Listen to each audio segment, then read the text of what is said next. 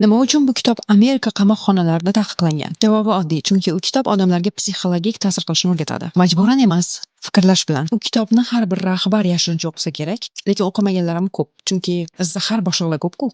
Shu kitobni qoidalariga amal qilishga kelganda o'zim ham haligacha qiynalaman. Shu qoidalar haqida gapirib o'taman. Agar shu qoidalarni siz ham ishlatayotgan bo'lsangiz, o'zingiz bilmagan holda hayotingiz nazoratingiz ostida. Birinchi qo'llayotgan bo'lishingiz kerak bo'lgan narsa, hech qachon boshlig'ingizdan ustun ko'rinishga harakat qilmang. Doim boshlig'ingiz o'zini aqlliroq his qilsin sizdan. Aks holda u sizdan qo'rqib, u sizni yo'qotish payiga tushishi mumkin. Teskarisini qilaman. O'tgan safar yig'ilish bo'lganda boshlig'imizni mehmonlarni oldida gapirayotgan gapini tuzatib qo'ydim o'zim bilmagan holda. Marta emas, ko'p marta. O'shandan keyin yoqtirmay qolgandi, keyin o'zim ariza yozishga tushganman, ishdan bo'shayman deb. Keyingisi yo'qlik orqali hurmat yarating. Doim ko'z oldida bo'lsangiz, qadringiz tushadi. Ora-orada g'oyib bo'lishni ham o'rganing. Odamlar sizni qadrlay boshlaydi.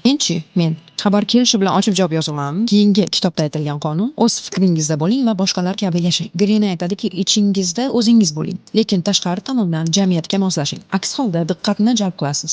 Yomon ma'noda. Men shuni g'irt teskarisini qilaman. Nima bilan qilsam, o'rtoqlarimga aytib qo'yaman. Hammaga aytaman. Kitob o'qiganim foydasiz dedi. Siz shu narsalarga amal qilasizmi? Kommentariylarda yozib qoldiring.